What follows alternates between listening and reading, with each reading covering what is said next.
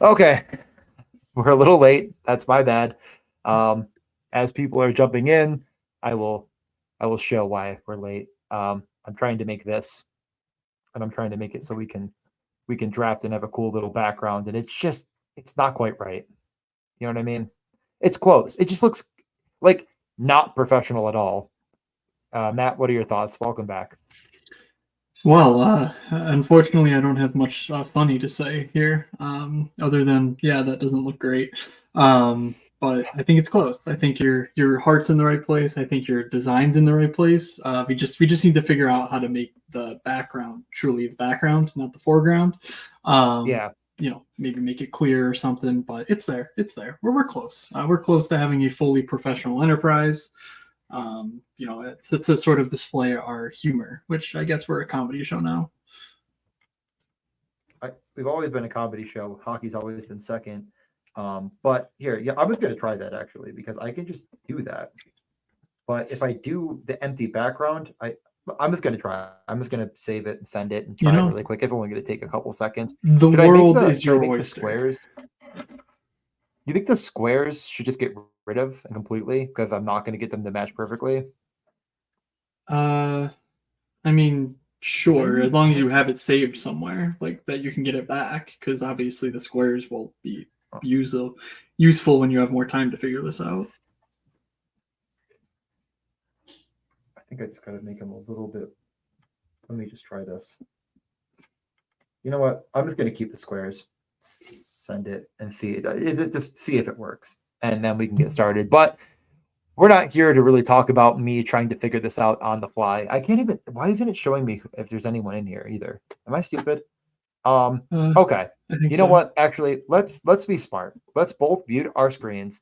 Let me play the silly 10-second intro, and then we can know where the podcast should be starting, and we can cut this whole part off. Are you ready for that moment? Funny joke. I never posted last week's podcast. Totally forgot. So No one cared. Perfect. nobody cared, believe it or not. So yeah, good Okay, stuff. I'm gonna click mute. Click mute. I'm gonna play the 10-second clip, if that's okay with you, and then we'll know for next time. That sound good?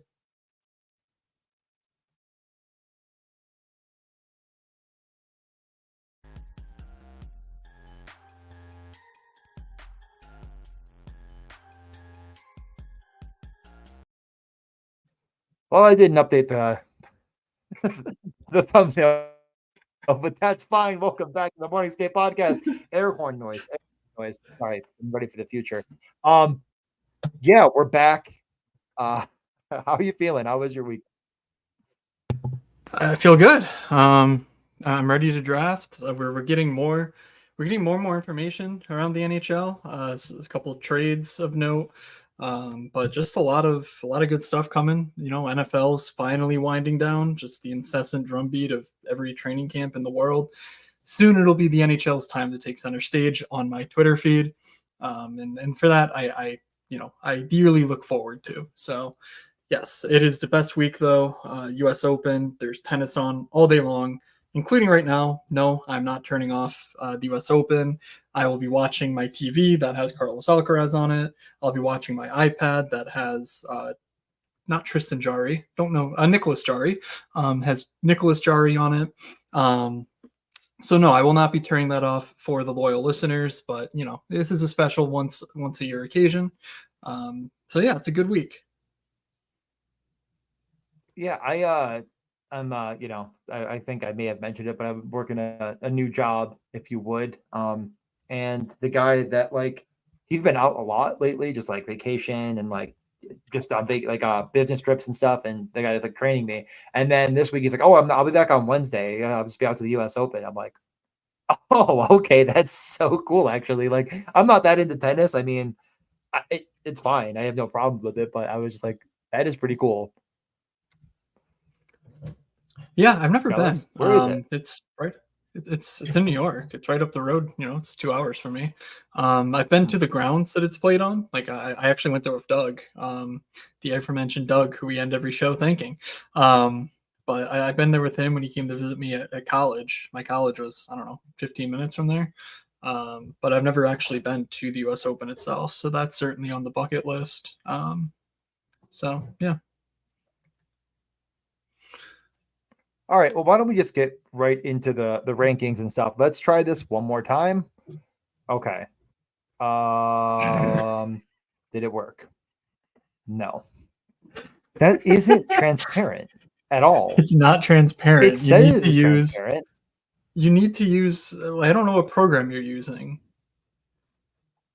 Adobe, whatever. Like, we used the other overlays that we have made use something else entirely. So that's what I got. It says it's transparent, but it just simply is not transparent. No, it is not. Whatever. Whatever. What are we gonna do? Figure it out. Wait, what? What are we gonna do? Should we join a draft and see where we're at? Do we know? Yeah. I think we should. Okay. Everything is like actually working again now that I've gotten rid of all these overlays and other backgrounds and stuff too. So this is good. We'll take a peek. I will also mention, actually, let me download the whole thing here. Let's just download the whole thing quickly. We need honestly, I have it all downloaded and set up, but I don't know where you're going with that. Oh, you do? Yeah. I was just gonna show. Oh my god! All right, I keep forgetting that I can't just easily do this. You have it all set up the way you want it, or do you want me to just go through this quickly? Yep. Basically, if you download it though, like there's more to it too. There's more than just this. I don't want to get into too much of the details, but let me just unshare. Let me let you take the stage here for a second, show off some stuff. Yes. Welcome back, Joey, as well. I will pull up.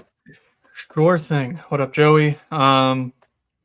Yeah, so the bury the lead, you didn't really mention it, but we are here because the first underdog specific best puck rankings have been published that I'm aware of at the very least over at Puckluck. Our good friend of the show, Puckluck J, does these. He did them last year. They're housed on his website, $50 for the best puck season. So like you'll get updates when things update. I want to say he's going to do some season long stuff as well. I'm not sure if that'll be part of this in particular or not.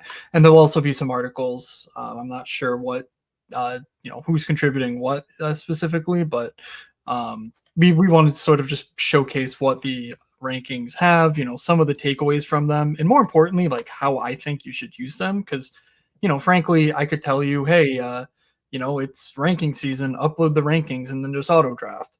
But of course, that's not what we're going to do with them. Like maybe you could, but we're just sort of going to, talk through some of the findings of it, how I'm specifically thinking of rankings and sort of implementing them without actually drafting based on them. And so I think that those are sort of the important things that we're going to cover. I will mention that, like DJ was presenting on the website itself, there is a downloadable CSV. Obviously, you need to be a member to download it, but you can do a whole lot more than just what's being shown on this page as far as, goals, assists, points, etc. It mixes in ADP pretty heavily into the ranking. So if you upload this to your draft applet, you're not going to get, 100% of a player. I would argue that it maybe weighs it a little too much in the final rank, but we'll cover that in a moment. But I just want to, make sure it's clear that these rankings are not Jay's ordering specifically, and that if you downloaded the CSV, you would actually see sort of the behind the scenes look at like how things are weighted, potentially why, Connor McDavid's rank 1, despite him actually being the third best bet on the board in Jay's model's mind, of the top 3 options here. So that's all on the site. Again, if you go over to Puckluck, top right, you can see the subscribe. The best puck draft kit, $50. All your fantasy draft stuff, not just best puck. Obviously, best puck is most pressing right now because it's the only game in town until, the month before the season starts, when the season long drafts start to ramp up. And it'll cover, rankings. I guess DJ's doing articles. Congratulations, DJ.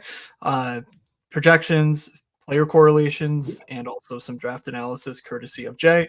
I know he did a lot of good stuff last year as well. So yeah, $50. I tweeted about this. I don't want to get too up on my high horse, but if you're sort of investing, 2,500 or whatever it's going to cost this year to max the Best Puck Classic, I can't imagine a better place to spend $50 than just a secondary source of knowledge, even if you're not going to use it as your gospel. I've talked to Jay a lot since these have been posted. I think he did a great job sort of incorporating a lot of the things that I was thinking about. There were some cases where I asked him questions and he had answers for me, and that's all great. Maybe I don't 100% agree with everything that he's going to come up with. I'm just trying to get my screens to cooperate with me. I have way too many Excel windows open. So yeah, that's the sort of genesis. Like, please support Jay if you have the means to. I think that it's really good for the industry to have a source of fantasy hockey information relevant to Underdog that actually succeeds, that doesn't just fail because no one's signing up for it. And it doesn't incentivize the companies like Roto Grinders, like Stochastic, like Establish the Run, those content mill type places to invest in hockey if no one's paying for it. That's just the name of the game. So it's really cool to get stuff for free. We DJ and I share a whole lot of our stuff without any intent of getting payment from it. But this is truly all encompassing, and it's well worth the support if you are able to do so. So again, that's on puckluck.com. Let's dig into some of the rankings though. You'll notice right away the ranks 1, 2, and 3, McDavid, McKinnon, Matthews. That's entirely based on their current ADP. As I mentioned, he's blending in ADP to the rank. So when you download that CSV, you'll see here on the right side of my screen that I'm sharing. By the way, this is a good podcast if you're listening on the podcast feed, to get over to the video over on YouTube, on DJ's YouTube channel, linked in the description. But you'll see that ranked based on his best puck projection, just raw point totals, the per games, and just in general, all the other calculations that are going into this, which frankly, I'm not entirely sure, how is he calculating tiers? I don't know the specifics, but you can see that there's a very clear top three. They always get drafted this way in the top three pretty much. And Austin Matthews is number one. I agree with this because I've made the argument several times over that you just simply cannot replace 70 goal potential. And Austin Matthews certainly has that. I would argue, go down the list. Sam Reinhart, I don't think is scoring 65 this year. But, models love Alex Barkov. Obviously, they're a duo that's going to stick all year long. And so the sky's the limit. But Austin Matthews is truly the only player in the league who has 70 goal upside. And McDavid's never hitting that. McKinnon's never hitting that. So I feel quite confident in saying that. And so, Austin Matthews is my 101. It's also the Matt's 101. Disagree with it if you want, but I found that pretty interesting. The secondary thing, before I throw it to you, DJ, is that, this next tier kind of goes Pastrnak, Kucherov. Kachuk makes it into the list on Jay's stuff, which I found pretty interesting. We did a lot of looking into spike weeks and saw that Kachuk doesn't really have the same sort of spikes that these guys can put up in Pastrnak and Kucherov. Yet in the aggregate, because of all the secondary points that they will put up between hits, shots, etc., you can see here Brady Kachuk 285 hits is his projection. Just laps the field by a country mile. It actually gets him to a better per game projection than these guys. So it really depends on what you care about for your projection of sorts. But if you are going to sort of focus on the holistic projection, that Brady Kachuk is actually Puck Luck's number 4 player this season. So, yeah, BJ, any thoughts on these top 6 guys before we sort of dig into a little bit deeper sleepers? Yeah, I'm starting to organize mine as well over on Google Sheets because my Excel is all still not working. So I was just like, oh yeah, nope, this is completely broken from what I had before. So I'm reorganizing right now as you're talking. I draft a little bit differently than you. And I don't think that there's any reason to be like, well, I'm going to be completely fading player X, Y, or Z because of, I guess my point is in a 2-week window, I get that Matthews is maybe in theory more likely to hit some sort of a peak, but by how much, right? And like if it's not by that much, and I think that all of them are, McKinnon, Matthews, and McDavid are all within the realm of possibility of winning. I want to have exposure to all three of them. So I'm definitely 1, 2, 3. These three guys, no matter what, I'm always going to click Pasternak next, and I'm always going to click Kucherov next. I've been pretty much hammering Rico Rantanen after. I've made the case for Brady. This kind of helps me maybe back up my case for Brady. Although I do think that the one thing that this might leave out a little bit is just in general the way these players hit their peak. And the fact that even though Brady might advance at a decent clip, it might not really be enough to carry you throughout, winning $25,000 just because he's not going to get there the same way as others. So like you're really trying to thread quite a needle. So I do think he should come down just a little bit as far as this contest specifically, because you're not playing against, 11 friends. You're playing against how many entries? Like 16,000. Of those 14,000, I 16,000, think. a lot 14,000. Yeah, right. Of these 14,000, how many of these top producing players are going to make it to the finals? Maybe all of them, maybe, you know, 70% of the players in the top 10. How do these top 10 players make me feel about which one of them will spike to win $25,000? I think Brady is in that 7, 8 range rather than that 4, 5, 6 range. So I do take away a little bit from that. That isn't to say that he can't get as many points as them throughout the year. But again, I think for winning $25,000, I think he's much less likely to have the spike.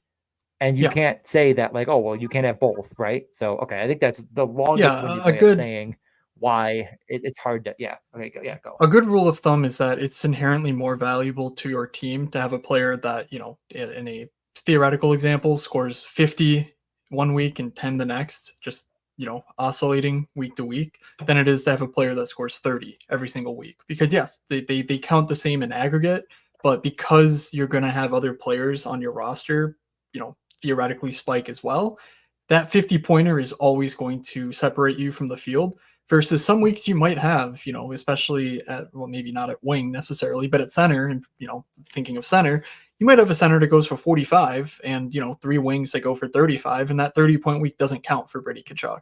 And so he's going to put up that floor for you in that sort of unlocks different possibilities, I think, with the rest of your roster.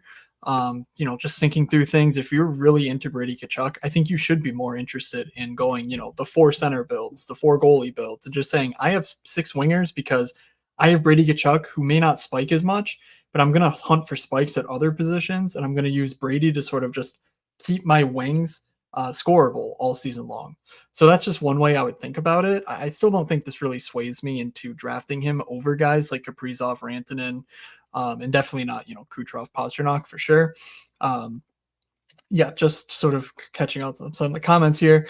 Yes, Jay does know puck. The model does watch the games. It knows, all the bedtime stories that each player likes to have read to them. It knows, what players are friends, what players are enemies on each team.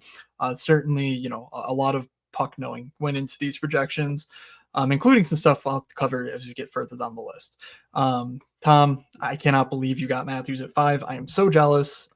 But congrats on your unique, whatever you got with the next pick, whether that was Jason Robertson or something like that. So, not always top 3, but certainly, it's going to be very hard for a stream draft, for example, to have these 3 guys going, anything other than 1, 2, 3 in some order. Let's get further down the board, though, because, obviously you can use this to say, hey, the really good players are really good. But I sort of wanted to use it to answer some specific questions. So the first thought I had was, well, okay, we can order the rankings by, okay, what's the difference between ADP on, certain guys? And so, ignoring some of these idiots who error out for me, Drew Doughty projects a lot better than his ADP. Boone Jenner, Trevor Moore, interestingly, I think there's a trend we'll catch on here. Zetterland, just Shea Theodore, of course. I want to cover him in a second. But you can see some of the names that maybe are a little bit higher than consensus on versus ADP.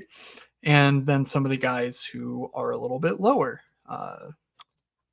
than consensus. And so, obviously like, does it really matter that these guys are in the 200s? Not really. So that's sort of why I wanted to run a model based on ADP capital, just to sort of get a sense on who's being underdrafted slash overdrafted. And so obviously you can do a lot more than just this, but you'll see pretty quickly based on the uh, where is it? Yeah, based on the pre-adjusted rank, this is not based on Jay's actual rank, because obviously that takes ADP into account. And so why would you do that comparison? I just wanted to sort of see, at a glance, who's being undervalued. You can see pretty quickly that some of the adjustment process does account for positional scarcity because, the top 6 players are all centers. I found it pretty interesting that he has Nick Suzuki as his center 11.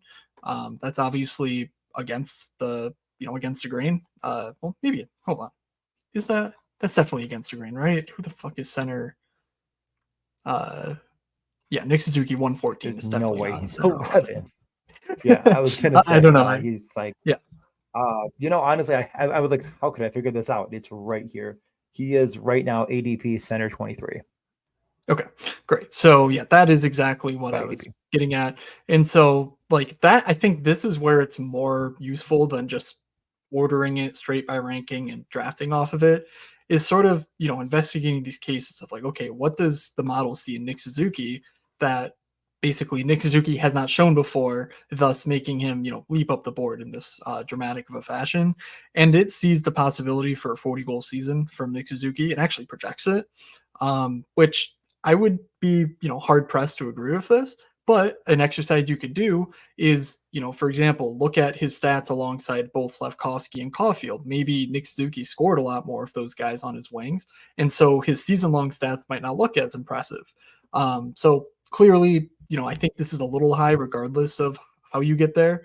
But you can sort of immediately tell not only, okay, the model likes this player, but here's why they like that player. And so I don't think many people are going into this saying Nick Suzuki 39 goal projection like that. That's it.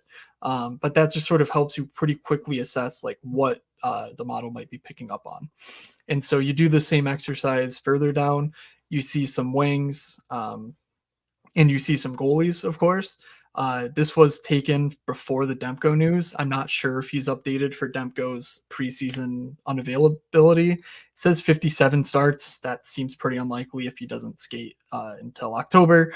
So in any case, obviously use all this with a grain of salt, but it's just sort of an interesting thought exercise and like certain players and who might be projecting better or worse than you might otherwise think. And so Noah Dobson, he's the D2 in Jay stuff. That's pretty interesting given he goes, well after Yossi, Makar, Darlene. But, it's hard to argue Noah Dobson rules. And we are He's preeminent Noah D6. Dobson fans here. Yeah. I mean, again, I do think I just really quickly as I'm organizing, just looking at the unadjusted rankings, kind of finding some different guys, and it's kind of just fun different exercises to play around with, especially if you're more skilled in Excel than even I am, and if you're as skilled as Matt, then you should probably find a new career path because he does that for a living. Literally doesn't have Excel. Okay, I have it. It's just if I want to get on it, I will need to contact my sister because it's hers. So I'm not going to do that right now. Last time I did, it doesn't matter. I'm going to just get into it. Okay. All right. Anyways, so again, like you can play around with a lot of this stuff. You can look through a lot of different angles and play some different games. But like if you're a 150 drafter, like we're saying, like if you're going to spend the money, like I'm going to do a few drafts where I'm like heavily influenced by, ADP educated, if you will, drafting mentality, right? Like different ways of drafting that you can play around with and like get different and optimal still potentially, or however you want to look at it. So yeah, I'm really excited about. I mean, again, like the problem that you're going to run into is like it. If you unadjust the rankings, if you would, Jack Hughes goes way up, Jack Eichel goes way up. A lot of centers go way up because the centers are actually that good. It's just that you shouldn't draft them. Like again, if you were in the NFL and you were like, oh, well, which player? You would take 4 quarterbacks to start. You know what I mean? Like, why wouldn't you? Because they're probably going to outscore most of these other players. But like, That's not how you would draft to win. So it makes tangible sense in every capacity. I guess the point is, again, with all of this stuff is you could also use it for multiple other things. If you want to get into Yep. the pick'em streets, I think there's some exploitable stuff for sure. Some of it that's difficult to capture. Like Michkov is projected almost on the nose for his number per the sports books. Again, I'm a little bit higher on him personally, but it is hard to say. Like we have really good KHL data that we can really suss out. Some of those will be a little bit more difficult than others, but others, especially some of these unders like Zibanejad, I think we have like 18 or no, maybe it was like 14 points less than the current books are projecting. Like all of that stuff is there. So yeah, definitely give it a look, and it will be on the draft caddy in the near future. Might not be until NFL is locked, but it will be on there. So if you are a Yeah. part of the Endgame Syndicate or just Brick Draft Caddy, I know we just kept it going. It should just funnel right through. And if you're doing that, I believe I'm hoping, I kind of was asking him about it, but he's didn't really get to get to it right now. If you could add a few more of these. So like if you wanted to, I'm hoping you could say these are the ranks, the unadjusted ranks, our projection, maybe an upside, because we have so many columns in here as Matt's showing that like you could really give yourself a few different things that could help you when you're drafting in different ways. So I'm excited about it, and that's kind of why I'm gonna instead of I was gonna do like a little video, like just kind of going over what we're offering as like a marketing tool. But I'm like, who really cares, right? I mean, there's how many people am I really gonna catch with that? So instead, I'm gonna actually probably do a few short videos on like different ways of using the tool, Yeah. and different ways of strategizing using it. Yes, I want to say three things. One, if you're watching, we still need 7 for a draft. We will switch over to the draft when it starts, but make sure you hop on in because if you want to do a draft tonight.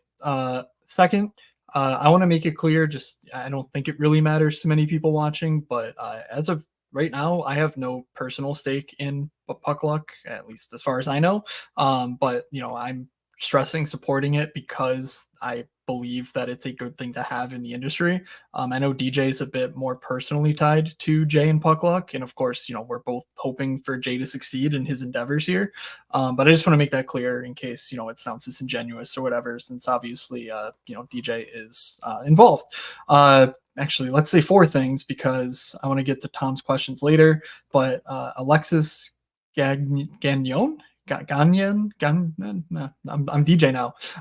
94. How can I join the draft? These drafts are done on underdogfantasy.com. If you are not signed up for Underdog, it is a pretty simple drafting platform. You draft for a full season. We've done a ton of content sort of breaking down the very basics of the contest. But if you sign up, use the promo code MSP and you can get a nice deposit match when you use our code to sign up, and we deeply appreciate it. And if But you're yeah, that is what we if are you're talking about. on Puck, I mean, if you're already on Underdog, it's just the best Puck Classic draft. And if you join Yes, it, you'll yes, be in good, ours. good If you're call. not an Underdog, and yeah, just to make sure that you're not like, well, how do I make sure I join yours? We are just doing a Yes, best Puck Classic. So I yep, believe, and good that call. makes me think maybe French Canadian. I'm almost 100% positive it is in Montreal. I'm not. Oh my god, I mean Quebec. But both of them to be fair, I guess. Yeah, So it should be good there. But if not, you can let me know. But I'm almost positive. So again, like, and if you want more information on the general, how to draft, all that stuff, again, we mentioned this Spike Week article. I have some articles up. So yeah, just jump on in there. So hopefully, yeah, we answered that. Did you have more you wanted to say? Because we kind of, yeah. yeah. I was gonna just sort of cap off the ranking discussion with one specific instance of sort of just talking through how something that I immediately looked into. But we've talked many times about the Vegas defense situation, and so you can see on my screen here, we have projections for Hannafin, Theodore, Petrangelo. The rest of these guys really don't matter. You can pretty much ignore them for this purpose, and I would argue you can ignore Petrangelo as well. But just sort of thinking through okay, so obviously the ADP is quite different on these players. So when you look at current ADP for Hannafin, it's 142. For Shea Theodore, it's 167. Um, when you account for Jay's projections for these guys, that basically flips. He has Shea Theodore as being the 146th best player, and Hannafin is 167. That's deeply close to where their ADPs are right now, just flipped. So that's pretty interesting because, obviously I'm a long-term Shea Theodore bull, but I've been pretty adamant about my stance that I think Hannafin has the inside track to power play one and sort of just general number one D duties in Vegas. For the reasoning that they just gave Hannafin a huge deal, and it seems very unlikely that Theodore's a long-term Golden Knight, and was being shopped as part of Marner packages and whatnot, if you believe the rumors. And so it does seem like Theodore's on his last days as a Vegas Golden Knight employee. So with that in mind, I'm sort of like, well, this projection obviously takes into account that Shea Theodore is a better permanent player in terms of shooting, in terms of point production than Noah Hannafin. I do not dispute that. I think Noah Hannafin kind of stinks. Like, I think he's a good player, but I don't really think he's a fantasy relevant one. And so it seems sort of counterintuitive for me to say that, but also say I want, 15% of each of these guys in terms of Hannafin and Theodore.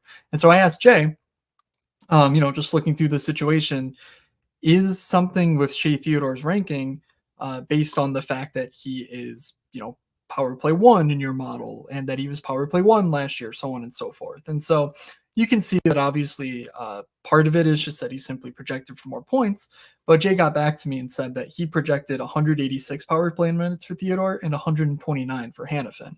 For reference, he also projected Petrangelo for 124. So that pretty clearly tells you that this projection is based on Hannafin being a power play 2 defenseman and Shea Theodore being a power play 1 defenseman. On some teams, that's a much greater difference than it is on this one. Like if Evan Bouchard, for some reason, was on power play 2, that would be a much lower, number than 124 minutes on the season. But having 60 more minutes being split, maybe split them down the middle and give each guy 150, you would see these rankings sort of merge closer together, which is sort of what I'm doing in my head. And so obviously Jay can't answer every single question that you might have under the sun. But like, if there are certain situations that like you need more context on, I think he'd be more than happy to talk shop with you as far as, the role and everything else. Maybe he just really likes me, but we had a really good conversation about, this specific Hannafin Theodore conundrum, because it's an interesting question, even though they're the 150th players on, some people's boards. That's just the sort of guy Jay is. So I just wanted to sort of represent that in a way that made it both accessible as far as like what I'm thinking of when I'm looking at this, and also maybe digging in more onto some of my priors, such as trying to be equal on Hannafin and Theodore, and seeing something that makes me just want to go all in on Shea Theodore again, like I did last year. But after this conversation, I'm pretty happy with my stance that, like, yes, I want a lot of both of them because I think Vegas is a fantasy gold mine for defensemen. But I'm not overly confident that Shea Theodore is going to get 180 power play minutes or just basically 100% of the power play one time versus Noah Hannafin. And so with all that said, I think I can stop sharing the rankings and we can try to get to the best puck draft here. We still need 6. Please join people if you're watching. Yeah, I'll just say one thing to that is like, number one, obviously, the numbers are only as good as you can input whatever, and to to make if you want to make the boldest stance in the world, like again, like if you're saying I disagree with that and I actually think Hannafin's going to get this number, well, just draft him every time. You know what I mean? But like it's going to be very difficult to know for sure. But more so than that, I think you made a really good point with one of the last things you said, and I'm glad you said it. Like any sport you play, I'm sure this is just across the board. Like draft like you're right. I say that a lot, but also draft the like Vegas defenseman. Like that is the theory that you're working off of, right? Like, and I totally agree. Like I'm really trying to leave most of my drafts with one of those 2 defensemen as much as possible. I think that's an incredibly strong stance. Like if I end up with 15 and 15 or 20 and 20%, I'm going to be really happy because that is a bet I want to make. You don't have to bet on only a player. You can bet on a situation. And that happens a lot more in football. We talk, they talk about the Miami backfield or, whatever it is this year, stupid garbage players that play for stupid garbage teams. And I do think that those theories are much stronger than maybe meet the eye. And I think people are too afraid to continue to bet on them for whatever reason. But that's definitely something that I'm super duper passionate about, is like, when there's bets like that I want to make, I'm going to make them every single time. And that might be one of the best to bet on. Yeah, I would say. I want to be careful with that, because unlike in football, it's very unlikely that like something dramatic happens that sort of makes it so that the entire backfield goes on to Jalen Wright, or whatever, for the Miami Dolphins backfield situation. So I want to be careful that we're not trying to give you carte blanche to say, okay, well, you need to leave every draft with at least one, Dallas wing, because guess what? If you don't get Jason Robertson, Mhm. odds are that Jamie Benn, Logan Stankoven, like those guys might not be relevant every time, even if guys get hurt. Like, it's not that clean of a situation. I think Vegas is a very special situation, of that matter. So I'm not disputing that take at all. Yeah. Like, they're a system that prioritizes shots from the point.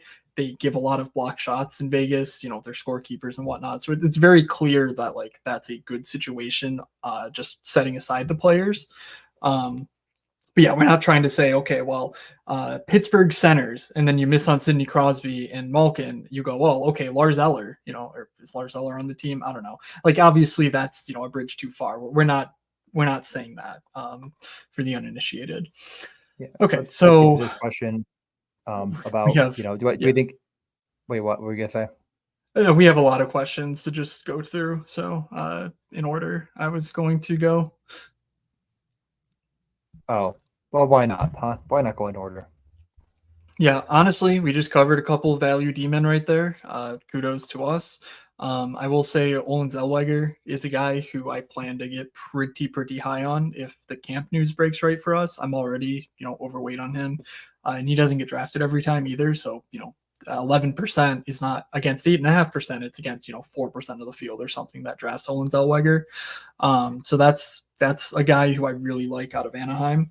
Any value D that you're high on right now? I mean, every time I mention one, they get drafted up the board a bit. But I mean, most of the same. I would say that way down the line, like in the Zellweger range and then the Theodore range, I'm still just drafting as much Rasmus Anderson and Justin Falk. But it becomes my last team, man. Those are the guys I'm just continuously hammering. I'm going to probably get a bit more Zellweger. I feel like every time the situation arises, he somehow goes. Like I'm like, screw it. This is a Zellweger team. Who cares? And then someone else or you will take them from me. So I don't have as much as I'd like, but yeah, those are definitely the guys. I think again, like I'm just betting on which guys I think will be top power play. And you may say, well, Mackenzie Weegar's going to be top power play in Calgary, and you might be right. But if he's not, I think that Rasmus Anderson, who was one of the top guys for blocks last year and just didn't quite get the point production that he needed to take him into that next echelon, is really, really strong. Hanifin is still not on that team anymore. And there's really two guys that are head and shoulders above the rest. So I think they'll see a metric ton of run. And the Flames they didn't, at least last year, run a strong number one power play. So I do think they'll bounce around a bit. So I don't think Rasmus Anderson's going to score every week, but in the weeks he can score for me, I hope he can get there because he does have a really good floor. And that kind of goes dual for Justin Falk. Justin Falk too. Yep, that's a good one. With no Torrey Krug, that's a power play job waiting to happen for him, and he's obviously a guy who gets there in every category. I need 4 more for a draft, by the way. So if you've been holding out on us, join a draft right now, and you'll probably get one in the next 5 minutes. It's rare that you can plan on that for a best buck draft. Next question from Tom: how do you evaluate high floor guys versus high upside, like Moore versus Line A Ellers? Ironically, I'm really into none of these three. Like, I guess I'm not sure that the argument is more upside and floor on these 3 players. I think it's more dependent on role than anything else. That's at least how I'm thinking of things. I do think that high floor guys is a bit of a it's a bit of a false nomer, especially when it comes to like a Trevor Moore. Like, I don't know. We're talking about a game where like you're taking the best 150 players in a league of 700 skaters on any given night, or any given time, I guess, across the 32 teams. Um, it's not like you're getting, guaranteed top 100 production out of Trevor Moore, who's going to probably play on a third line with Phil Deneau, never get a power play 1 job. Yeah, he's a good player. And yeah, he'll get shots, he'll get points, he'll get hits. Will he get enough to be a high floor player like a Brady Tkachuk? Obviously not. But I don't even think he really has like the high floor in him, just as far as like, 25 points per week, which is sort of like what your floor is for scoring at the wing position. That I covered that in my Best Puck manifesto, by the way. If you haven't seen it and you're sort of interested where that number comes from, I share a little graphic sort of outlining what scores score over the course of a season on Best Puck rosters. So all that saying, I don't really care about high floor guys if they have a role. Like if you have a role and if you're going to shoot, that's how I think your floor is established, not really by if you've produced in the past, if that makes sense. Yeah, I think that's fair. I mean, again, like I guess I agree with what you're saying. I'm not incredibly high on these three, and I keep getting dragged through the mud because I've been a notorious Ehlers guy. In every draft, I get a chance to take him on stream. Someone has to bury me for not taking him. But I do agree. It's like all three of these guys honestly just feel unnecessary to me. But like, I guess in the window of like, if this guy has a higher floor in theory versus the guy with high, like, I just think that's pretty cooked in already. Like, I don't think anyone's going out here being like, man, like I really wanted Ovechkin, but I don't know. I just think, Ovechkin's an absolutely terrible example. I really wanted Mitchell Marner, but he doesn't shoot quite as much as like Carter Verhaeghe. So screw it. Like, I think it's like most of the stuff just kind of gets baked in anyways. So again, just being intentional with every single pick and just picking whoever you think is going to fit your roster best is just the way you should do it. And like, I don't know if Line or Moore or Ehlers for that matter ever really hit all of these notes where I'm like, oh, okay, well, like I know they're going to correlate well here. I know they're going to get power play run. Like, okay, so like, why am I drafting them other than this perceived notion of what's already happened, which like I don't really project happening again. Yeah. At the end of the day, for me, I think it boils down to what does the coach want those players to do? With Trevor Moore, it's obviously not go score me 50 goals. At least you can argue with Line and Ehlers, the goal is for them to go get 50 goals, to get 100 points, that sort of mindset. And so if I have to pick one, I'd rather go for that. But I think there are clear warts versus ADP in both of those players in particular that just leave me a little bit less enthused. That was supposed to be Line's stat line, but it didn't work. That was supposed to be 62 games, 25 goals. 12 assists and 37 points, and it just became one big number. So that worked very well. But basically, all that to say that the projections are not super high on him, and I think that's honestly like a pretty fair assessment of what he can do. And I know there's a much higher peak case that is out there, right? Like, but if he plays around 70 games, even if he gets 30 goals, like I don't know how many assists he's really gonna like. He is really gonna like, again. There are spikes that could exist in that. Like again, he's not undraftable by any stretch, but people are really chasing him up the board right now, and I just wouldn't. But again, that's just a bit of a yeah. Okay, what were we gonna say? We're waiting on 3 still. Yeah, I think I was going to move on, but now I'm trying to look at Jay's upside case for Line because that's actually an interesting one. Well, I was just on it 2 seconds ago. 38 goals, 20 assists, 52 points. Yeah, I think that's a little low on the assist front. There's very limited sample over the past couple years on Line A, so I'm not expecting a model to reach back 5 years and sort of maybe even look at like underlying passing figures on 20 game samples. But people are pretty adamant that Line A was a really good playmaker in Columbus. He just didn't stay on the ice. So like, yeah, there's obviously a grain of salt to be taken with every projection model. Like that's just the way projections work. They're assembling data into a singular data point, and that's really hard to do. But keeping things moving, we still need 4 for a draft. People are joining and leaving, so please, people, let's get this moving. Is more based on the texture of your drafts. Brady, go for higher upside. Kucherov, go for safer floor wingers. I don't think that's of importance because at the end of the day, you want to draft league winners and you want to draft players that'll support your league winners. If you're taking a player who you don't think can be a league winner, I don't know why you're taking that player. I don't think you should say, because I have Brady Tkachuk, I need to go for the Line A, the Ehlers, if you don't like them in general. I guess that's, my stance. So I think that's maybe a little overthinking. The one thing I would say is I mentioned it off the top about the structure of your team. Maybe you do go for 7 or 6 wingers with a Brady Kachuk team versus the standard 7 because he's much more likely to score you that scorable number each week. But that's about as far as I'd be willing to go as far as, outlining what you do after you take a certain player's like archetype. Yeah. Yeah, I 100% agree. I think that is maybe eventually we'll get to a point where we could start to consider things that are that level. But right now, I just don't even think we are getting, there's just no need. You're going to join, if you join 50 drafts, how many of those drafts have at least 4 people drafting complete duds? I mean, probably most that aren't on these streams. So yeah, just unnecessary. I would just take the guys you like the most that project the best and correlate when you can. Yeah, I mean, ADP, the question is, so do you guys think there's an ADP edge right now? It seems like drafters are way sharper this year.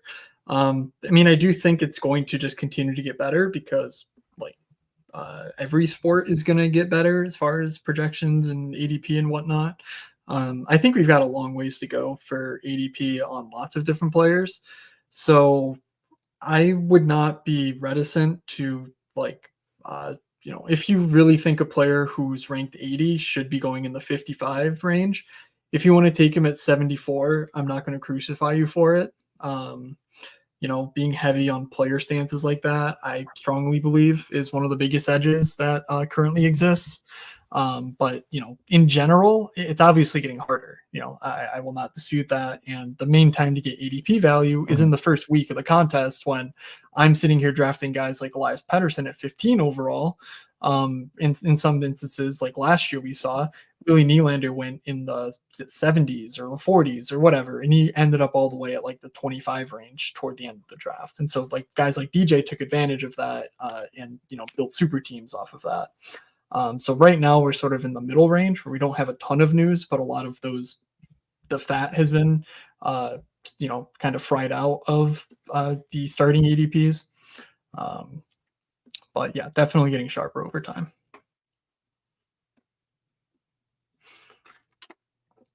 All right, DJ, let's throw this to you. Oh, yep, there you go. Oh, yeah. Will Tage bounce back this year? God. I mean, I'm not going to have a ton of him just where he's going at ADP, but I truly do I like him a lot. And I know what, I mean, again, it's just probably in my head of I watched it. I was right there watching him do it. And I was witnessing this guy score 50 goals and seemingly just do it in so many different ways. And now I'm just sitting here. I don't want to say gun shy to make the pick because that's not really it. I have selected him. I just don't know what does his best season look like? I mean, again, I just don't think there's any chance he's getting back to 50. I think it's probably in that 40 goal range. Is even a more optimal outcome. Yeah, I just don't think again. I'm going to find it very hard to draft him around those goalies and wingers right now. He'll have to fall a bit more, and he's just not falling because the Dahlin drafter is just carrying him up. And I like Dahlin a lot. I just don't know if I like any other Sabre and really even Dahlin all that much at their current ADP spot. And I'll tell you, the one thing the Sabres have done for me that's been helpful is they've beaten my fandom to a pulp. So I don't mind just saying I don't care. It's fine. I'll just not take my favorite players because who cares?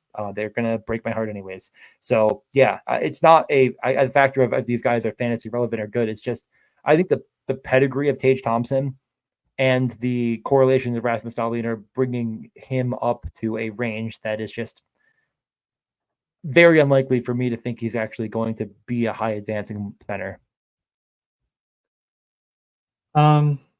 Yeah, I like Tage a lot more than I like Tuck, I will say. I don't think Tuck is as dynamic as a lot of players that get drafted around him. Yeah. Yeah. So we already answered what's the name of the draft. We did that. Yeah, the Best Puck Classic. Best Puck Classic.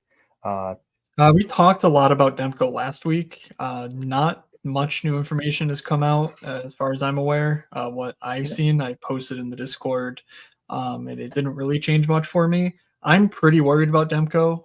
He still gets drafted pretty much right around where he was going before, maybe 8 picks later. It's just a lot of people aren't paying attention to this. There's no, content industry constantly reinforcing certain ideas about players, Fat Keenan or, whatever you're seeing on the football side. So you're not really getting in, you're not really fading anyone by knowing the Demko news and then drafting against it because it's still not being priced in at all. So I don't think he's draftable. I I'm pretty worried about that injury. I know DJ, you're a little bit more copium riddled with this, but what are your thoughts right now as we currently stand? Maybe. Well, I'll say two things. Number one, draftable right now is not maybe the right word because obviously I think you can draft him. He's still going too early, and I'm waiting on him until I think maybe 55, 60 is probably the right spot around that range of ADP where I'll take him. Just thinking through that, right now, Jacob Markstrom goes at pick 54. Would you take him over Markstrom? No, probably not. I think it's probably right after Markstrom. I think that's probably so like the Linus right Olmark, Jordan Bennington, and you're assuming he comes back. Yeah, I think that in what, November, December. What's your timeline when you're thinking about? So again, I mean, let's think to the worst case scenario of what happened last year with Vasilevsky, where he came back in December, and still got like 40 starts. Mm-hmm. Like, yeah, that's more, obviously bad. Like 48. 40, 48, I think. Yeah, right. I think it was. I mean, again, I don't think he's going to start at that level of a clip. But again, let's even thinking through it even more. There is not a tangible backup right now that you could feel good about in Vancouver. Maybe they sign a PTO, whatever. That isn't. Say the name. Say the name. Say the name. Kevin Lankinen? No, no. They're backup right now. Oh, Arthur Shilovs. Good job. Yeah, I'm not going to mess it up again. I'm too good for that now. But the point, again, all of this to say, number one is that we're assuming, again, that's going into like probably the absolute worst case scenario. Let's go back to what's probably going to happen, or more likely, is he misses some time to start the year, and I would say mid-October. That would be pretty tentative. He gets, let's say, still 50 starts. I think that it's not great.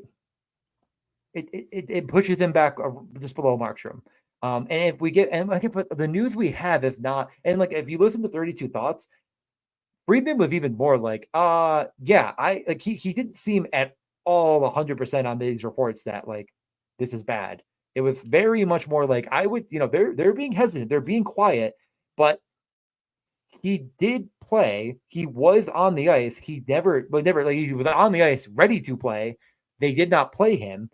Did he push himself too much? But if he tore his ACL, like, why would he be out there? You know what I mean? It's like, it just seems to me like I think it's getting a little bit overblown. And if we're talking about a city that's been able to overblow news out of metric proportions, Vancouver's right up there with the best of them. So copium is that part of it.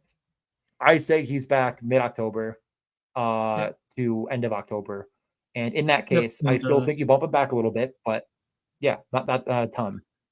This is good context as well for news watching on Demko. That the LTIR cap gymnastics would be very much in play if they were to sign a goalie for more than. Well, that's exactly, and that was what Friedman kind of hinted at, was that the only goalie that makes sense there is Lankinen, and if Lankinen's not taking $1 million, that's why he's still waiting, because he's waiting for someone to say here's $2 million, and Vancouver just can't do that. So if it's a torn ACL, you better go get the guy. You know what I mean? We're still waiting on 2. By the way. Yeah, 2 more, please, people. There are 15 of you in here, so please join a draft for us. We need you. Joey asks, changing topics, Casey Middlestat, ? And thoughts on Askarov trade and what that does for him in Blackwood. Starting with the second one first, because those are thoughts we've already had, I'm sure not many of us are thinking of Casey Middlestat right now, but the Askarov trade was pretty interesting. Obviously it's very bullish for UC Saros. Wedgwood is a backup. There's no chance that he steals anything more than 30, 35 starts at the absolute maximum from Saros, given historical usage and whatnot. So I think the biggest benefactor and best buck is Saros by that trade, just because there's not that tangible, like, we got to get this guy some games. There's no 300 monster, et cetera, et cetera. Yep. I think in San Jose, it's really going to come down to the preseason. I don't want to be drafting a Sharks goalie who has the potential of being on the bad end of a 1A, 1B split, just because, I'm not fading that much upside from a 45 start Sharks goalie this season. Let's just be honest. So if you want to take him on speculation, by all means, that's fine. I don't view him and Blackwood for this season that differently, though. I do think Blackwood has the pedigree in his past that he could still be a pretty decent goalie. And I don't think that goes out the window because Askarov is in town. There's not really a third option there that I would be all that worried about. So I'll be monitoring camp very closely. But DJ, thoughts on that situation or thoughts on Casey Middlestat? I'll just go to Middlestat. I think you covered that pretty well. I'm not drafting either of the Sharks goaltenders, and I do worry about the third with Vanacek mixing in as well. So just absolute zero for me. And I agree with what you said, Saros. The Middlestat thing, I think Puck Luck actually just kind of gives us my answer. His adjusted rank is 285. His unadjusted rank is 290. There's 192 players that are selected. I think of all of the centers that you could take at the end of them, he just draft's about to start. He just doesn't quite crack the code of what I'm looking for in an upside case. Because I think even if he gets to that sort of upside that you're thinking of, it probably comes through being a line mate of Mikko Rantanen and getting these assist numbers up, but not shooting enough to probably reach a point that's actually all that relevant. If it was a winger, I get it, right? Like those points can add up pretty quickly, but being a scoring center in that window, I don't love. So yeah, I'm gonna probably end up fading in myself because again, I just don't think the way he gets there is the way I want to be drafting for that. So I do agree. 2, I'm 10. The main thought on Middlestat I have is that he's not that dissimilar from Jonathan Drouin, specifically you name checked, in that the upside case for Drouin is not that he plays with Casey Middlestat and is on the power play one. It's that he plays with Nathan McKinnon and is on the power play one. Casey Middlestat will never play with Nathan McKinnon at 5-on-5, and the power play he could get, but he's not going to be a primary shooter on that power play, so I'm not sure that he has enough upside even if you're stacking. I knew Tom was going to take Matthews because I've Matthews pilled him. But I will take my first McDavid share here. I've not gotten a lot of top 3 selections, and the ones I have gotten, I've taken Matthews. So this is how I will naturally I'll oscillate some of my exposure beyond just Matthews of these top 3 guys. DJ gets the 110 for DJ, so that's fun for him. But we have some time before our next pick. So the cap off the Middlestat thought is just that I don't think there's much downside or much, I guess, upside as far as his like week to week ceiling, because I don't think he'll shoot enough. He's not going to do a bunch of blocks or hits or anything. So you're very much just looking at points. And if you're looking to stack like a Mikko Rantanen, you're probably better off either late clicking a Drouin or Landeskog or just not stacking him, because guess what? If you're taking Rantanen, you're betting on McKinnon and Makar. You're not really betting on anyone else in particular to do well. They could do well alongside Rantanen, but you're not making that same sort of correlated bet as you are for maybe a Jason Robertson, Rupe Hintz, or a stack of that nature. Yeah. I'm just gonna, while we're on the topic of Colorado, if you wouldn't mind, I'll just finish a couple points on them in general, because I was watching some of their I'm trying to remember the guy's name. His name was Evan something or other on like Gorilla, whatever network. I don't even know what the heck it was, but he was talking about like some of his thoughts on Landeskog, some of his thoughts on Nertushkin. And number one is he was like very low on Nertushkin being a part of this team again, which I was, I guess, not shocked by, but sort of, I don't even know what the right term is. Like he was very like, yeah, I don't think he's going to be back. Basically was the genesis of what he was getting to. And that also a part of that was the fact that if Landeskog is ready, which he does think will happen, but maybe not quite as soon as people think, they don't have the cap space, and that they are going to try to get Nertushkin to go. And basically also as well as like the players gave up on him. And that was pretty evident in some of their quotes after he was or not suspended. Yeah. Whatever you want to call it, right? Let's call it, entered the program. So yeah, I find Nichushkin to be very, very, very hard to click right now, and I would need quite a bit more to click on him. Landeskog, I ran the numbers. The guy would have absolutely broke best puck if he's able to put together the season he previously had. He's just not going to do that. So I don't know. I mean, I'm guessing my expectation is for him to come back in December, probably pretty slowly. And I don't think I'm going to be betting a lot on him, if at all. Yeah. I also should mention on Colorado, Arturi Lehkonen had shoulder surgery and is questionable to begin the season. We saw that the other day.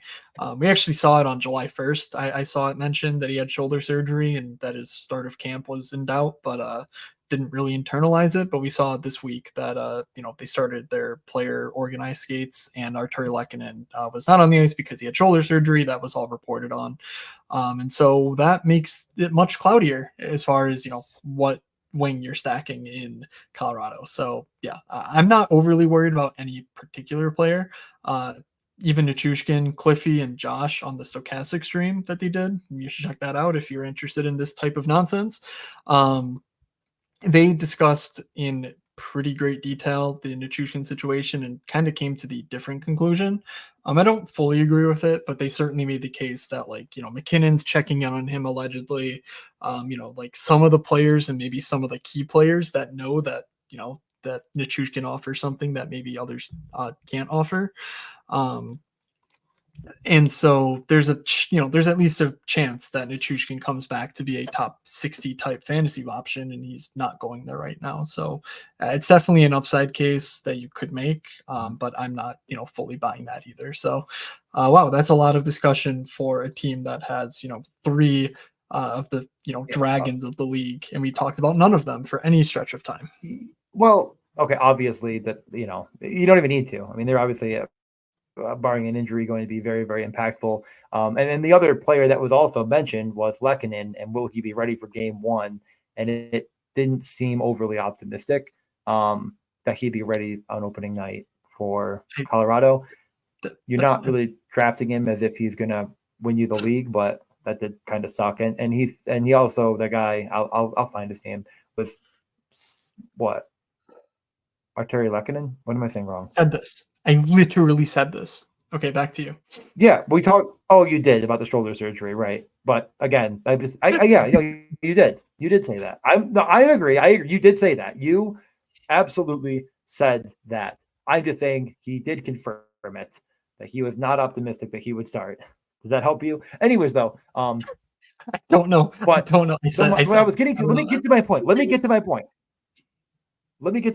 He was saying that the expectation was once Lehkonen was back, that it would be Lehkonen, Middlestad, Rantanen, Drouin, McKinnon, and who fills in that other slot. That was kind of the point of the entire thing there. Okay, you're right. You did say that. I'm sorry. I kind of I buried your lead, but that was your second screen. Check your second screen. This draft isn't going for whatever reason.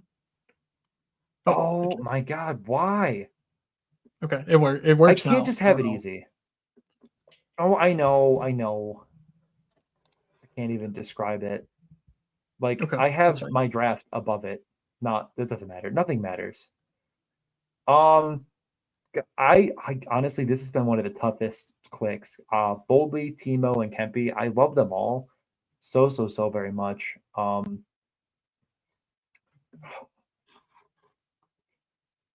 I think I'm going to go Kempe here and just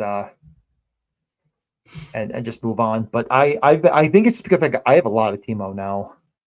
I'm going to check all of my stuff later, but those three, I think Kempe is just a little bit above the rest, and I think the rankings are on pace with that. But I close them because I really don't want to.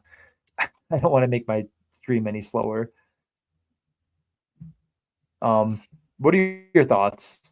Any thoughts on that? The Kempe versus Timo versus Boldly situation? Well, they've been going pretty close one another throughout draft season. So rather than me making up a take, let's just check my exposure through 30 drafts. Right now, I have 14% Kempe, 14% Timo, and 14% Matt Boldy. Look at that. I guess I walk the walk when it comes to me saying that I really like all three and don't view them all that dissimilar from one another. So yeah, that's certainly not what I was expecting to find, but yeah, there's very good upside cases Yeah, to me for all three. They have really good shot yeah. rates. They have bona fide line one, power play one, in line one in the sense that they're going to get top line usage, even if they're not playing on the nominal top line, um, with really good all around rate stats to go alongside it. Take a stand. Yeah, trust me, I will take plenty of stands. But if you made me pick a guy, it would be Adrian Kempe. I think that he's the more dynamic scorer of Yeah. that group. I think Boldy's a really, really good scorer, but I think Kempe really is just an absolute animal. And I think he's part of the reason that Anze Kopitar still looks so good at his, a relatively advanced age and declining performance and whatnot. Yeah. I think Kempe's been a I'm gonna. godsend for that team. I mean, obviously, I took Kempe here, so I do think he has just an edge above the rest. Like you can make an argument, especially on New Jersey and probably Minnesota too, that like who do they want shooting the puck on the power play? It might or probably isn't always Timo or Boldy. Probably not Timo nearly as much. Maybe Boldy make a little more of a case for, but like Kempe is just unequivocally like if they could draw up every power play where Kempe was ending up shooting the puck, they would do it. You know what I mean? Like maybe Byfield takes a little bit of that over time, but like man, like his shot is just another level, and I do think his upside is just a bit higher. Last year I was banging the table for him as a center, even though he was a winger. I'm still going to be banging the table, but like those three, I do have just a bit of a class above, like with Caulfield, but Caulfield maybe just a bit above the rest. But like, how much further away? Like how far away is Caulfield and Kempe? Like it's not much. Caulfield hasn't done it yet, even though I think it's coming. And when it does, boy, does he shoot a ton. So yeah, it overall again, it's an exciting spot, especially surrounded by all the goalies. So yeah, we do see a few people going a bit off the reservation, if you will, right now. Nothing that concerning yet, but we are starting to see a couple people that might be taking a detour into I don't know, Ville, we'll call it. What I are have noticed you? this Tom Krieger What are you guy, alluding and I to? think he's a follower, but he says something really strong. I'm just seeing Rascal here going potentially into a dangerous spot Okay. if they take Okay. another Yep. center. My Yep. eyes at least looking at Tickle, my D-Gen. I'm just looking at him. I think he's fine, but I'm keeping an eye on it. And then Hockey Bender, I mean, going Demko before Sorokin, just okay. Yeah. Okay, let's see. Let's see if he sticks to landing. Could stick it. I'm not saying he couldn't, but if you're in this draft or you're listening, I would start going. But I was going to say I've seen Tom Krieger in a lot of drafts. I think he's a follower, and he just always seems to make picks I love. Really like that start with Matthews. Oh, he's in here, right? No, we went over Tom Elfin, right? Is it the same person? Is it Tom Olson? I assume so, but I know Tom is in Discord as Tom Krieger. So yeah, he's in the Discord. Yeah. Okay, I'm gonna say like I know this name for sure. I'm just not sure if they're in here watching or not, but okay, yeah, that is seeing a so lot of really cool. strong drafts. Yeah, okay, yeah. I every time I'm in there, I'm just like, oh, okay, well, the turn or wherever it is, I'm like, that guy's gonna take my guy. That's I'm on the clock. Yeah. Okay. Let's see. Going really early on both Yeah, D I and goalie. Is it won't this in let me draft response the to player, but I did DJ? I'm queue them guessing the enough question times. is, or is that It could be to in the lot? probably to I'm everyone. wondering. Yeah. Probably. I mean, I really everyone's done it. I will explain. A little bit. There's only so many goalies with projectable start volume that I think is high enough to give you a chance to win $25,000 late in the season. And you can make a case for like projecting where a team will be in April is incredibly difficult. But assuming that all of the good teams are good, let's just go off that example, and the bad teams are somewhat bad or maybe better than you expect, you need teams in those final weeks to have a goalie that gets the majority of starts. And if you have 0 goalies of that avenue, I think you're in really rough shape. And I really only think there's 15 maybe goalies that I could even like listen to an argument, maybe less than, honestly probably less than that I could even listen to an argument of like have that type of an upside. So I'm always trying to get an absolute minimum of 1, just because again I don't think you're going to find many avenues to 25K without it. Yeah, And Matt, you've written and a you lot certainly about will. goaltending. So You I'll let certainly you. will find guys who go later in drafts that do take the net. I just think you'll have more confidence in those types of situations with a lot more coach quotes, preseason usage, so on.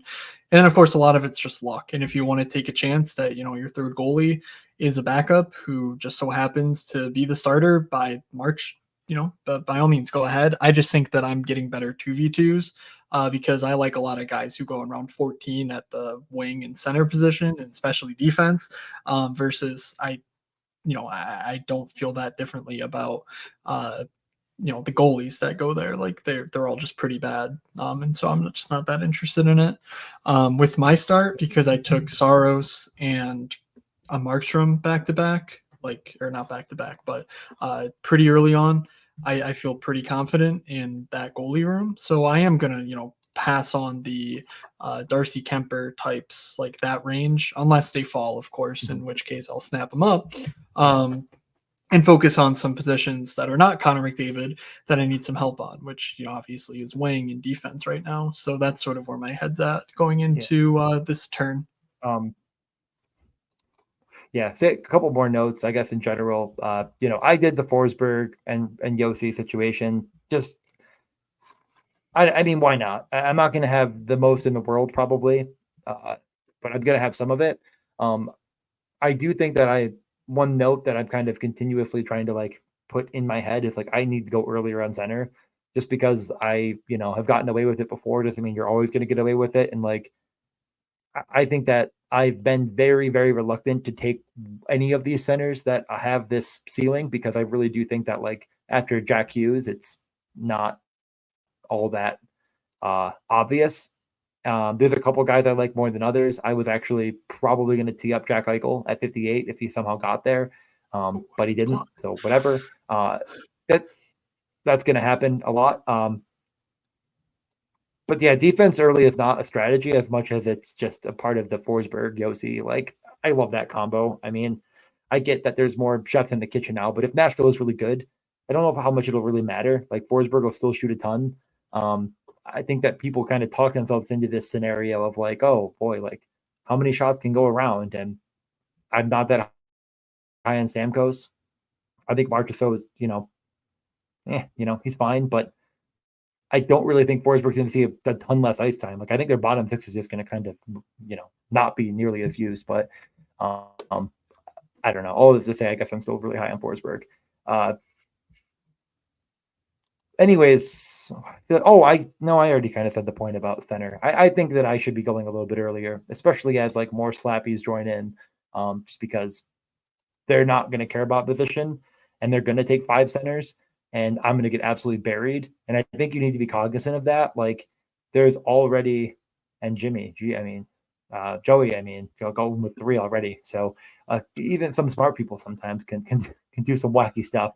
But yeah, like you just gotta be cognizant of when you see someone that's taken 3 defensemen, they just don't know what they're doing. So like, if there's enough of those, just you got to get your guys and you got to allocate enough resources to each position. If you play the $3, got to reach on center, 3 to 4 of them at 5+. Yep, that's just picking on. It is. Oh my god! It's very easy so to much fun because, and it's so crazy. Yeah, the mindset is on. I'm going to pick the best player, and at most picks, the best player available is a center. Like no one's going to tell you that Sebastian Aho is a worse player than Alex Tuch. But in fantasy purposes, it's very possible that Alex Tuck is a more valuable piece because there's just so many more centers available than there are quality wingers. And also, you need to start 2 wingers per week and just 1 center. So that's sort of the dynamic that we're dealing with. And that's what makes things like the $3 so insanely profitable. If you're playing it by just not doing that thing that, the vast majority of the field are just Yep. wandering into that trap. So that my pick did bring up The $3. Winnie's question. Oh, sorry. You may finish. Mhm.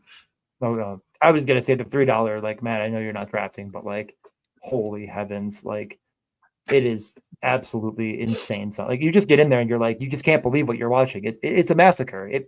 I don't know. Yeah. So I guess before we get to that, I will take Sebastian Aho here before I completely lose on center. I do think his upside case is like really, really, really good. And I'm not gonna completely whiff there at the position. I think that his upside is maybe not quite what you want it to be, but he does shoot enough to where I feel like it's at least, he feels very comfortable. And like, I think we forget this guy almost had like 90 points last year or some nonsensical amount. He's just the catalyst of that entire offense. Yeah. Winnie asks, who are some of your 80, flag plant 89 players points. for this year? I think the Brinket Okay. has a massive bounce back year and is ADP 20 to 30 next year. I very intentionally took Lucas Raymond over Alex DeBrincat when both were available. DJ talks a little bit about this in his Atlantic video. If you're watching this on the YouTube, go check that out after our stream. He goes through each team in the Atlantic and sort of talks about like stacking and whatnot. But the sense is that DeBrincat is sort of not necessarily going to surpass Raymond alongside Larkin's wing. And I think that's the most valuable role on the Red Wings. I mean, I don't think that's a controversial statement. But they had such good chemistry last year. Raymond was being deployed like defensively in ways that we never would have suspected for a player who basically has one tool, which is his shot and maybe arguably his brain to set himself up to take his shot. But he was being used in empty net situations, like really, really high pressure stuff for a player who wasn't necessarily viewed in that way.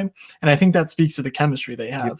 Versus DeBrincat and Kane, they obviously have a ton of upside together. And if the team rolls a sensible power play 1 with those 4 guys plus the defenseman, there's a very good chance that both DeBrincat and Raymond can benefit from this. However, I think DeBrincat's the odd man out if they do something stupid. And, I have bad news about their coach. He does a lot of stupid things. Derek Lalonde does. Last year he basically used a 1A and 1B power play for like half the year. That was just a train wreck. JT Compher on the top power play of Raymond and Larkin, like just guys who should not be on an NHL power play, getting quality minutes. So that's my main concern. It's not that DeBrincat's a bad player. It's that I think the role is much more tenuous than his current ADP suggests. Let's see. I'm on the clock. I will take Brad Marchand happily. That makes a lot of sense for my team. Again, like my theory on DeBrincat is he is not man. I know he shoots, but like we get this, feeling in training camp that it is, we're going right to the DeBrincat Larkin show. I don't see them all going together. And Raymond's out. I was wrong. I didn't get enough Raymond anyways, probably to feel like that's going to hurt me too much. I do like him quite a bit at his current ADP. But without that, like, who is centering Alex DeBrincat? I'm not saying that I'm not saying he's like so bad that he can't carry any of his own water, but like, I don't think he's carrying enough of his own water that he's anywhere near the player that maybe we're projecting him to be at that range. So yeah, if he's centered by Andrew Kopp or some garbage, like, I'm sorry, like he's not getting there. And like the power play role doesn't even seem 100% cemented. And like, there's a lot to worry about there, in my opinion. And I'm just not going to draft him right now. And if I need to maybe bump him up a lot later, I will. Yeah, and then just one plug, Winnie, if you are not in the Discord, I posted my ADP, or sorry, not my ADPs, my exposures through 25 drafts. I'm at 30 drafts, 31 with this. I posted that in the Discord on the Dog App channel. You can scroll up for a little bit, or you can just search for my posts with pictures. You can use the search functionality to sort of access that. You can see my full set of exposures. But a couple that I'm willing to give away because you're going to have to fight me room for these guys that I believe that, well, I think Michkov is, Michkov is probably going to go before my next pick here. But I think Michkov and Cutter Gauthier are going to be two of the highest risers in next year's best buck. I think those rookies are really special in a way that, maybe Connor Bedard was, but Connor Bedard last year was a singularity. I think there are a crop of rookies this year who are excellent that sort of dampened the fact that I think Michkov and Gauthier immediately have the teams built around them versus them fitting into existing structures like Logan Stankoven. I'm not sure the structure's there in San Jose for them to benefit from for fantasy purposes, and Macklin Celebrini and Will Smith. But I think Cutter Gauthier is the trigger man on the Anaheim Power Play 1. He's an unbelievable shooter. I think they have a bunch of playmakers there who it's just a matter of finding the right combination of guys to unlock Cutter's goal scoring potential. And then Michkov is probably the most NHL ready prospect we've seen since Connor McDavid come into the league. Connor Bedard was outstanding coming in, but he was a year younger than Michkov, obviously, because they were drafted in the same draft.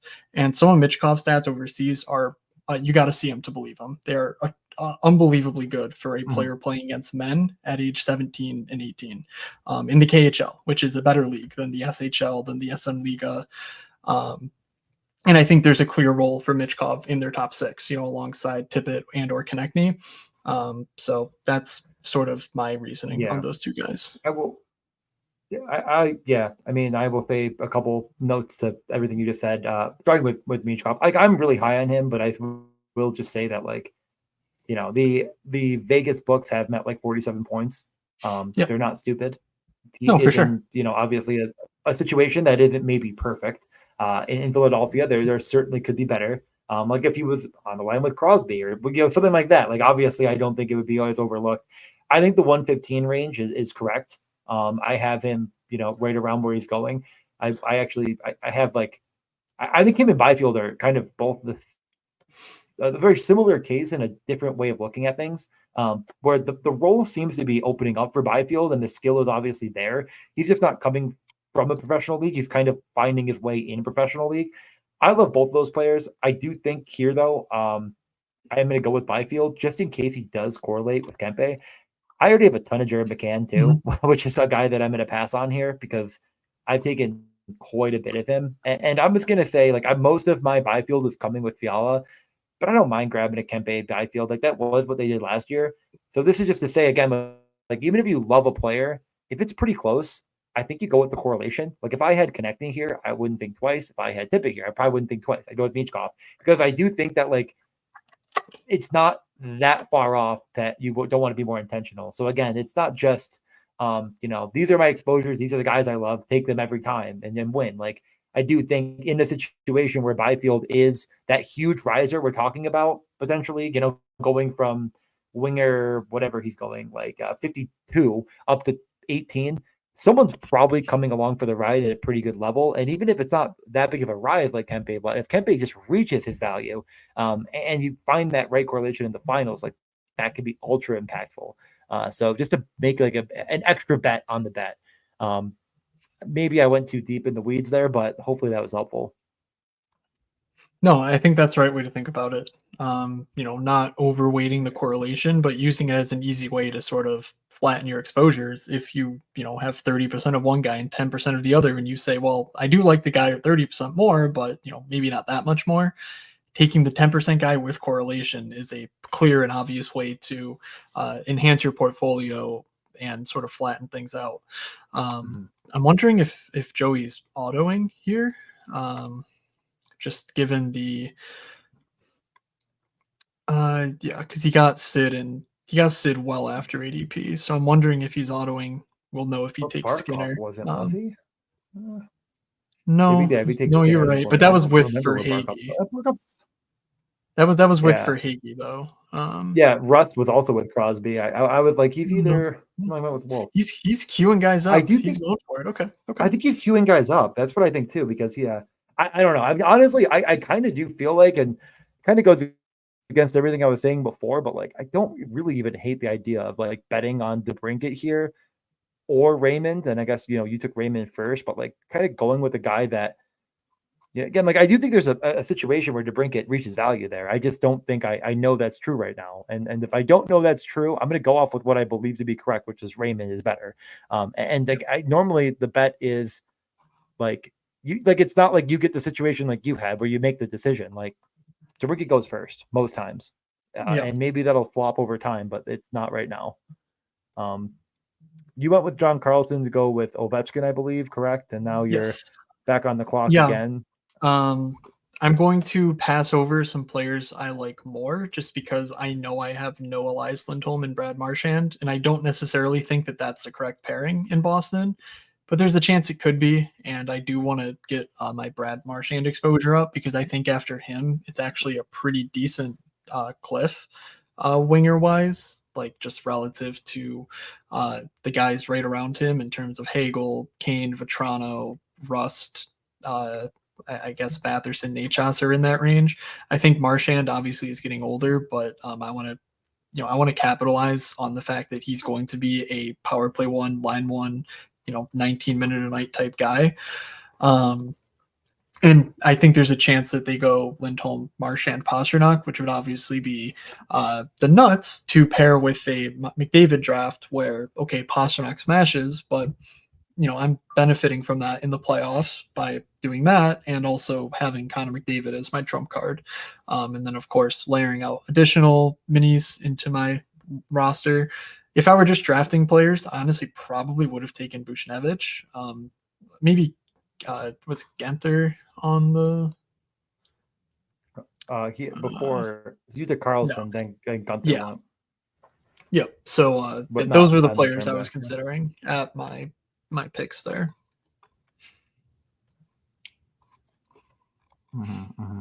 Yeah, I'm about to be back on the clock here. I got a couple guys in the old queue. I'll go over once I get up, as long as both of them don't go back to back here. And Do we Rascal think is really do fitting we his think name. Rascal So takes another D man? I think he's just going to take my Robert Yeah. Thomas, who I will be going with here, even though, man, I may take Buchnevich on the. I don't even know. Buchnevich has fallen so far here, but like, I just feel like I don't really want to take my sixth winger. Like, I kind of want to just cement center. But if Rascal, I'm going to take either or here. I think no matter what. And yeah, my suspicion Eventually, on Joey was correct. His screen froze. He was doing something that wasn't intentional. Yep, Rascal taking Marco Rossi here. Really just out here vibing. So thank you to Rascal for paying the rake for us. yeah, that is. I will not make a case to draft Marco Rossi in this format. But I certainly won't make Not a case to draft until him as my fourth center after taking uncorrelated Nick Suzuki with two yeah, wingers. sure. Um, that I will. Yeah, Buchnevich goes. I don't. Whatever. I wasn't going to get them both. That's not a big deal.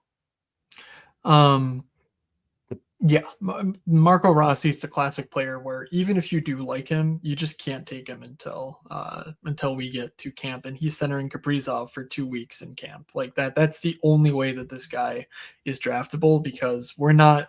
This isn't the NFL where we're taking the third string running back because we're just out of skill position players. At the end of drafts, like we are leaving line one, power play one guys on the board, at the end of drafts. So like you yep. just simply can't take guys who don't have that projection in them right now. That decision gets made for me here. I was debating between Toffoli and Hannafin. Kind of felt like a good capper to get Hannafin anyways. Not that it's a major brand play, but I was pretty indifferent. The Hannafin versus Seth Jones situation, it kind of makes me think a little bit, but I am betting on like those numbers that we talked about being maybe a bit disingenuous. Like I think Hannafin does get the first power play. And I think the one thing that you touched on that is probably the biggest point is like why Vegas is so impactful potentially for defensemen is because they've always, and especially under Bruce Cassidy, have used their defensemen to a very high degree in their offense, on their power play. That should only be magnified by the fact that their winger depth is worse now. Like, who is going to be, what does their top power play look like? Try to name the 5 players, right? Are they going to have 2 defensemen even? I think that's part almost baked in a little bit. Maybe, maybe not. And I just think that Hannafin's going to be very, very involved, and maybe some of his shot numbers go up, and it kind of escalates to a point of like, could he actually factor in my flex a bit more than you think? And like, I do like betting on both those defensemen. Just that is a very interesting offense to build around.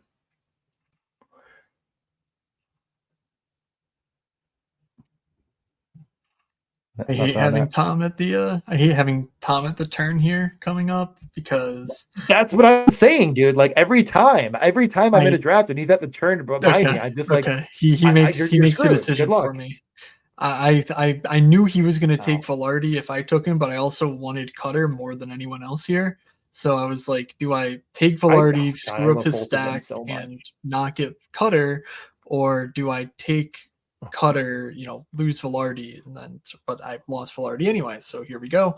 But yeah, with both of them are the smashes at ADP of that era, like in that range. And I almost like, I worry a little bit, like where they're going correlates so well with these top 3 centers that, like, if you're a sharp drafter and you have one of these top 3 picks and you just like, maybe I just start trying to snipe these guys even more when I'm back here, because I worry about Gabriel Velarde scoring 35 goals. I worry about, Kirill Marchenko is going to end up being one of my highest owned guys as well. Like these 3 players, I do like, again, I think Velarde, up in the 30s. Marchenko, I have, could be up in the 30s. Cutter is really hard, but like, man, there is a window where Cutter gets to, like, imagine if he comes in and scores fucking 40 goals. Like, I'm going to lose my mind. I am so excited.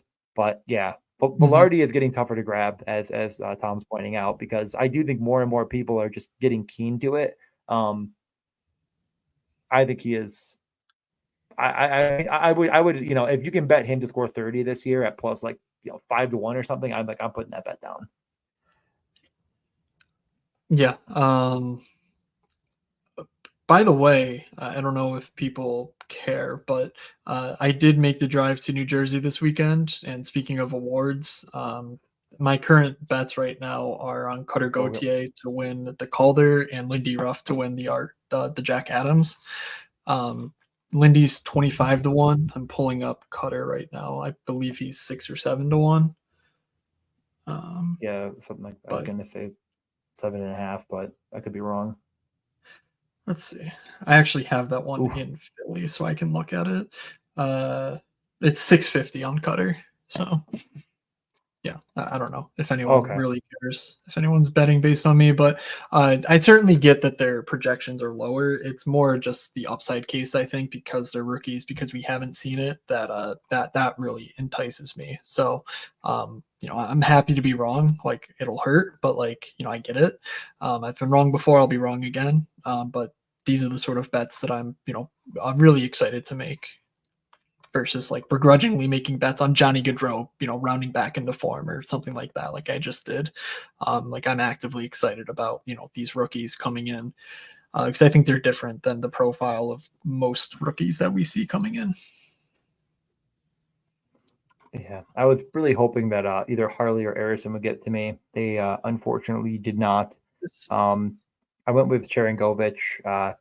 Kind of funny. It's like, oh man, like could we see any of these guys scoring 30 and could they be super valuable? I'm like, Sharangovich did that last year, 31 goals, and like, I'm not sure if his ceiling's all that much higher than that 535 total that he put up last year, but if he does it in droves, and last year there were a couple stretches where he became a kind of a DFS monster, I do wonder if he can be maybe just a bit more than the 13th, 14th round. But like him, Marchenko, those are kind of guys I like to bet on here, guys that I just think have that kind of goal scoring pedigree. I need a winger, a goalie, and a defenseman still. I haven't taken a single share of this guy yet. I'm going to take one here. I'm going to take Peter Mrazek. I think I just have come around on the Brissois was signed to this huge deal to steal a bunch of starts, and maybe just say that honestly, I think they just paid someone a bunch of money for no reason. Like, I don't I mean, know. they do need to pay guys, so He's yeah, gonna that makes sense. they like honestly, I was just like, oh, that just killed Mrazek. Like unbelievable. Like Mrazek sucks. And now I'm just like, honestly, they're gonna start Mrazek a bunch of times. And I think that they realized that they truly had the cap to spend on a cromulent backup. Brossois getting, I honestly don't know what they're going to do. I don't like drafting either of them, but they're going to get a ton of shots, either one of them, and when they get their stretches. And if Mrazek does get enough run in the right, week or so, like he's going to see so many shots against him. So I don't mind it. Whatever. I'll take a stab here on my third goalie. Like, I mean, my goaltending is loaded. Like I have Linus Olmark and Andrei Vasilevsky. We're going to see so many starts, but I'll do that here. Shea Theodore goes. You have Hedman and John Carlson, so you are going for the oldest defenseman room in the draft, which I think is brave of you. But how will you close it out? We will see now, won't we? I just minimized. Did that just go away? Did I just? No, it didn't. It might be frozen though. It's probably frozen. Okay. No, it's not even frozen. Yeah. Okay, I fixed it. This matter. Guys, well, yeah. Why don't we just, if you take Letang, oh my God, Letang is the guy. Come on. You would have 100 years of defenseman back there. Oh, man. Be brave. Oh, Doughty goes. I was going to click on Drew Doughty just to do it for the bit, because I do want to get more Drew Doughty before. I cannot for the life of me do Chris Letang. There's just nothing there. Yeah, I don't know what to do here. I am just going to click on Justin Falk. He's not that old, so it's not really as funny. He's not young. But what was the thing? I'm trying to remember what they was listening to now, where they were talking about him in the All-Star game. I think it was a video that popped up that he like made a mistake and Gretzky jokingly that he was going to bench him in an All-Star game. I don't even know. I don't remember what that was on now. Yeah, and I was like, when was he in the All-Star game? God, I'm exactly, that was exactly my first thought. I don't remember what it was. I feel like there's so many hockey podcasts that I've never heard of, and then they're like brought to you by DraftKings Sportsbook. I'm like, or not even brought to you by like there's one I found like the DK Network. I'm like, huh? How did I never know this? I've never heard of any of these guys, and I feel like I follow the sport to the most degenerate degree possible. I don't know. There's just a bunch of podcasts popping up all the time. Like maybe the sport might be good, but I don't know. Let's not get carried away.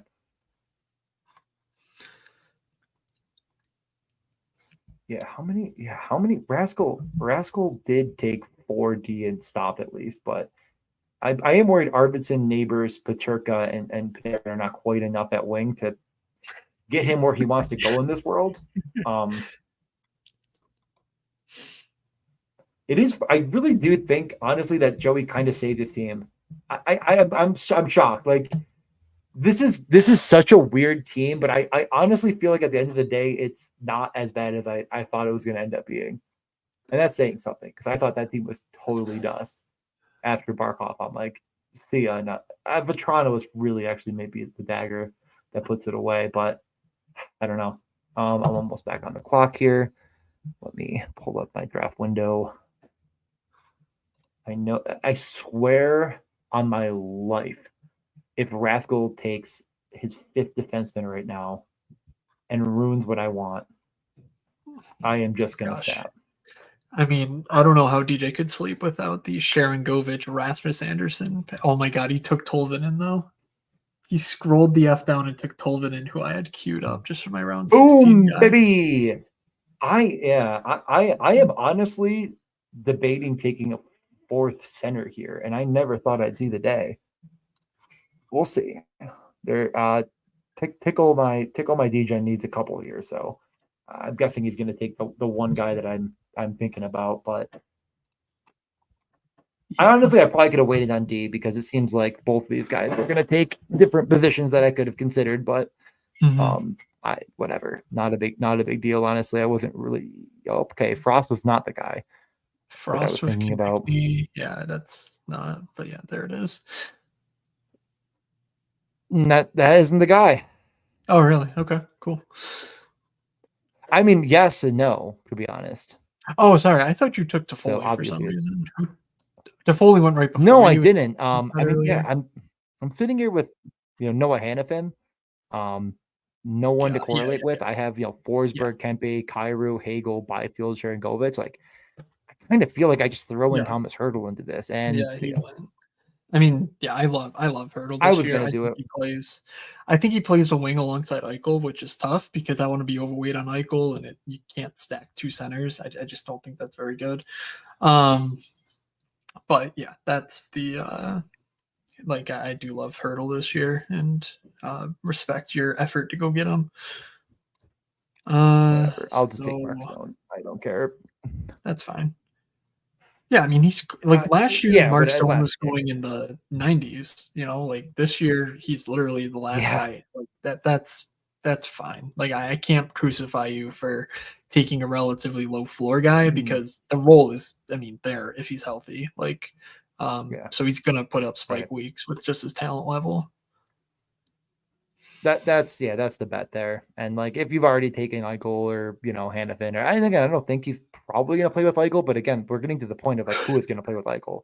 And if he does play with Eichel, he's probably gonna move up the ranks a bit. I'm not my center depth is pretty good. Like I think Aho, Wyatt Johnston, and Robert Thomas are totally fine there. Like love all three of them, no issues really. But yeah, I do think that I would have taken Hurdle. I would have done it. Just you get him at 183 with that Yeah. correlation. I would have liked it a bit more.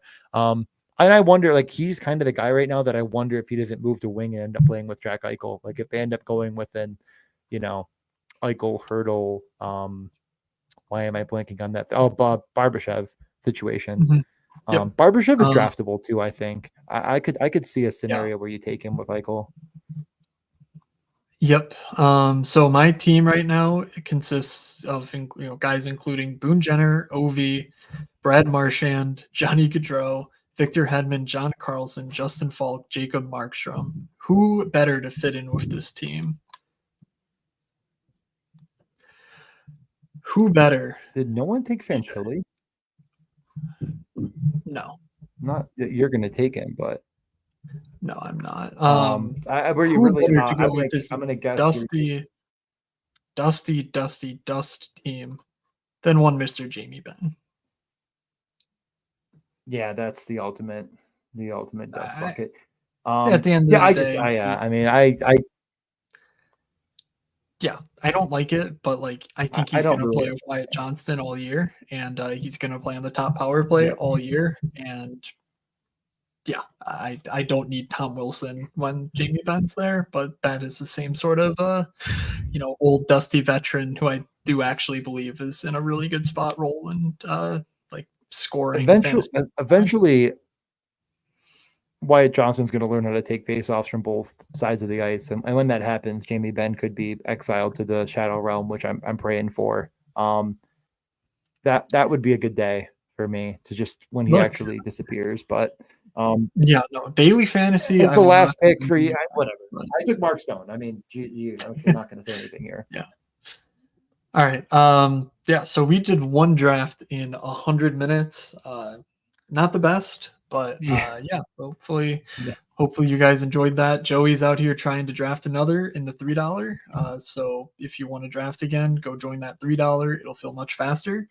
I got to The tell you, chat I also hate. Yeah, consists of they felt that. No, go on. I'll let you go. just the chat also consists of some strategy talk that I'm not going to focus on too much. But I did want to mention this from Sam because Sam Olson is one of the absolute OGs. So honestly, it's an honor to have you join us. But I don't think it's a bad strategy in the sense that you need to be comfortable with the fact that you're sacrificing a winger for it. And so looking at your team at a glance, it's very clear that your team was wing heavy to start. It's not that I'm a 3-7-3-3 strict, like like hardliner. It's that I think that it's the most frictionless way to get in 150 drafts that are plus EV. But like looking at your team, like I'm not necessarily of the mindset that Steven Stamkos is worth his ADP, but because you invested that in him, he needs to have that sort of season to make your team worthwhile anyway.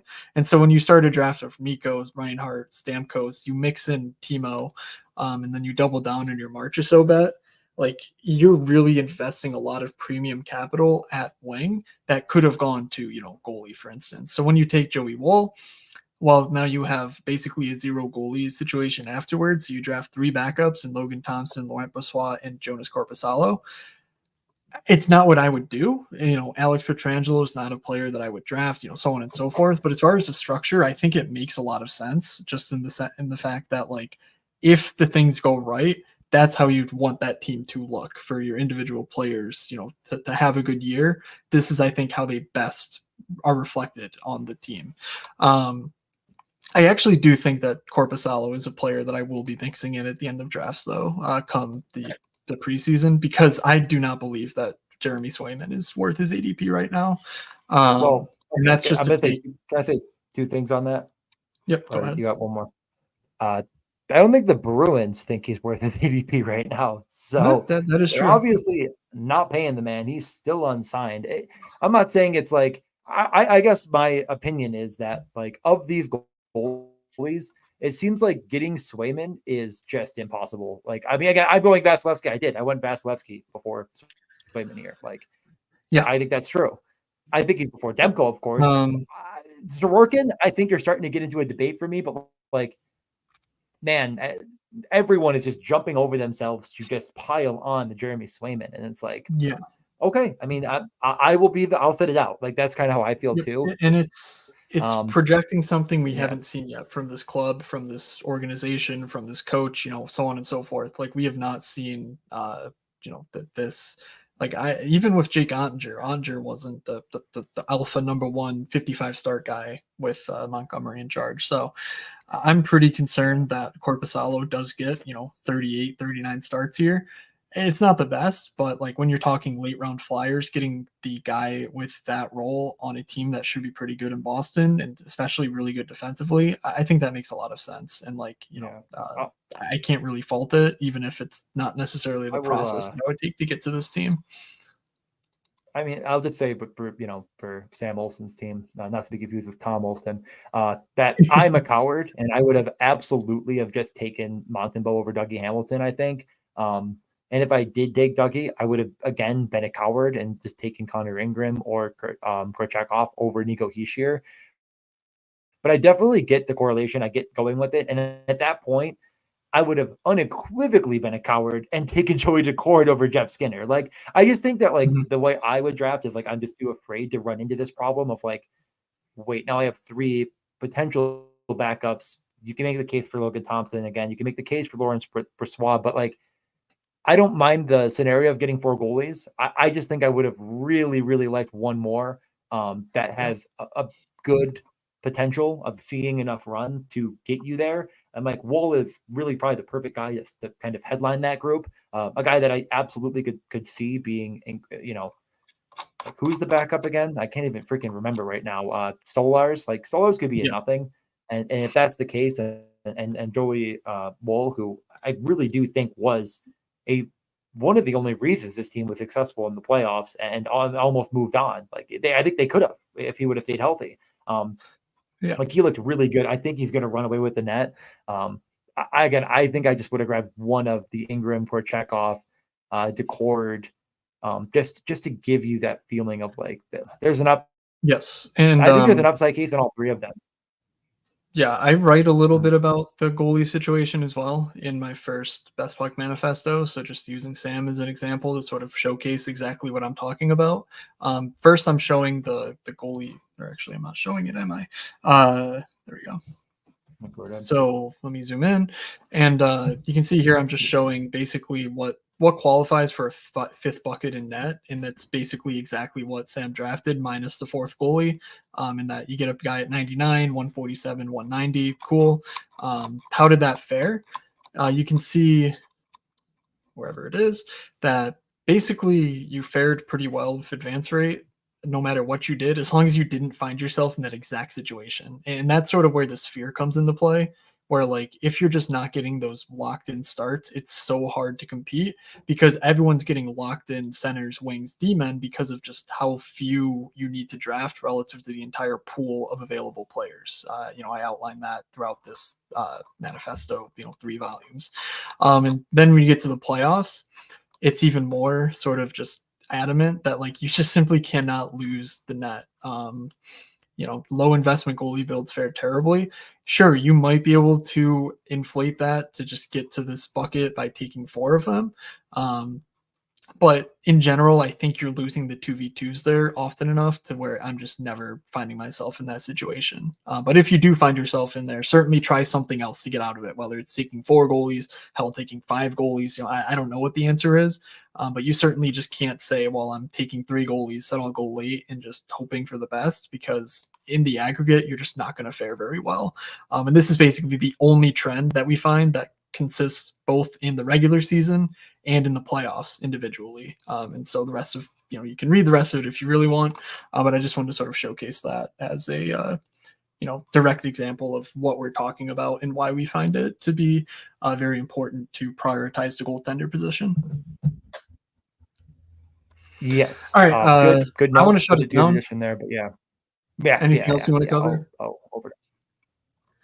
No, just I'll work on a couple videos. I'm gonna prioritize doing something with the rankings first, and then I'm gonna get to the central. Yeah, central. Okay. Other than that, just one more week and 2 days until NFL is here, and therefore Yep. the best ball streets are gonna be immediately going to the Pomeranian returns ×3 return to the Palm, but the Sharps will be in the NHL drafts, lighting it up. We're massively outpacing, if you include the other one, the penalty box as well. We're really doing a number on the NBA. So just keep that up.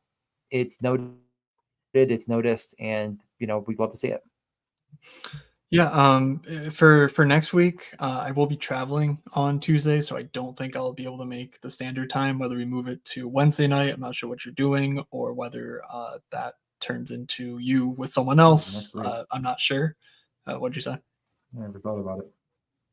Okay, but with Labor Day, honestly, Wednesday, Wednesday can just make more sense because of Labor Day. That's a good point, actually. I didn't even think about that. Maybe move it to Wednesday. Yeah. All right. So yeah, just so certainly don't plan on me for Tuesday. We will be more transparent when we know for sure what we're doing. But yeah, tentative plan is to not be here on Tuesday night next week. I know Thursday night you have the Sarcastic guys, so be sure to check those guys out and support them. Slim Cliffy on Twitter, by the way, is one of the best follows for off-season hockey stuff. He's posting stuff over on EP Rinkside and whatnot. If you just want to keep your content churning out, just consuming stuff, that's a good follow, and that's how you'll know when they go live to do their versions of these drafts as well. So thank you to Jay over at Puckluck for letting us share his stuff. Hopefully you find it in you to check it out. $50 for the year gets you everything, or for the preseason, I guess, or whatever. The best puck season gets you all the rankings, gets you updates, and gets you articles, including Jay's forthcoming sort of deep dive behind the process that I think will be worth your while if you're using the rankings. Like DJ said, they'll be on the Brick Draft Caddy that you can gain access to. If you don't know what I'm talking about, just Google it. You'll find it. I believe it's still at thedraftcaddy.com. Yeah, I think if you don't have it and you want access to it, you have to be in the Endgame Syndicate now. So you can do it separate. Really? But it's under the umbrella. It's under the umbrella. Have you checked out the Endgame Syndicate? I haven't signed up for it. But no, you can subscribe to the Draft Caddy separately, $30 a month.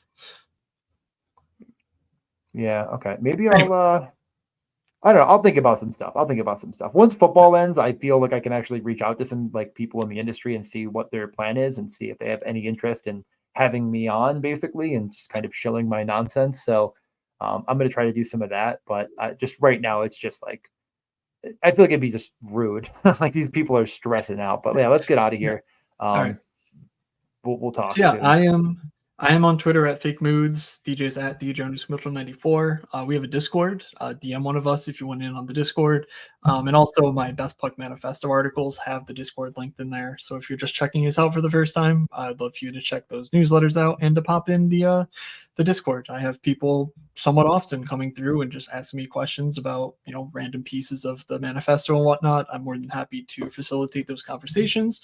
And finally, on the YouTube, make sure you check out DJ's videos that he's been posting over the past several weeks that are beyond just these live streams. There's a lot more for you if you are a fantasy hockey sicko. So on behalf of DJ, from Doug, from DJ, and from myself, have a best puck football week, everybody. Grind out those 150 BBMs, and we will talk to you soon. See ya.